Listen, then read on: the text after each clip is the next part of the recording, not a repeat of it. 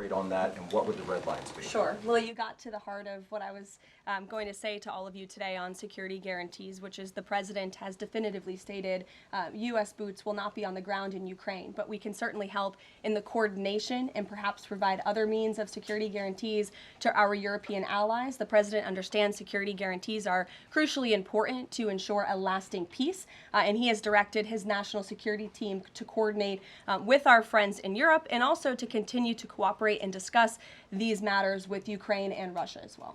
Caroline, now have the Russians responded at all? I know we spoke with President Putin last night. What has been their response? Because we've heard some reports from the Kremlin and others saying they're unequivocally against NATO troops on the ground. Well, look, the president continues to have these conversations with both leaders. Those conversations took place in Anchorage, Alaska, again yesterday with the Europeans and President Zelensky, and he has directed his team to come up with a framework for these security guarantees that can be acceptable to help ensure a lasting peace and end this war. And then just last question real quick on this. Regarding some of the funding, we're hearing questions about another round of weapon sales or possibly a round of U.S. purchases of Ukrainian drones.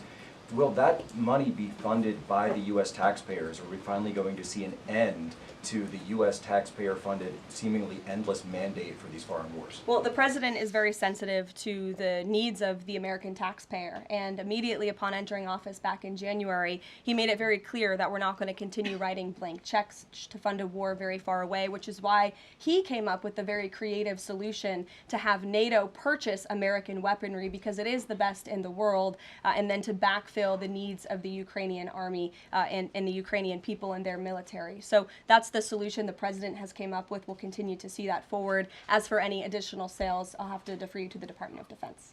Is the White House looking at Budapest as a possible location? I'm not going to confirm or deny locations. We'll provide you with details as soon as we can. Just following up on Kristen's question, I understand that the White House is working and allies are working to make this meeting happen, but did Putin promise to do a meeting with Zelensky, a direct meeting, in the coming weeks? He has, and I just answered that question for you. Franco.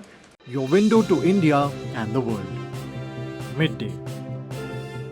Local Pulse, Global Perspective.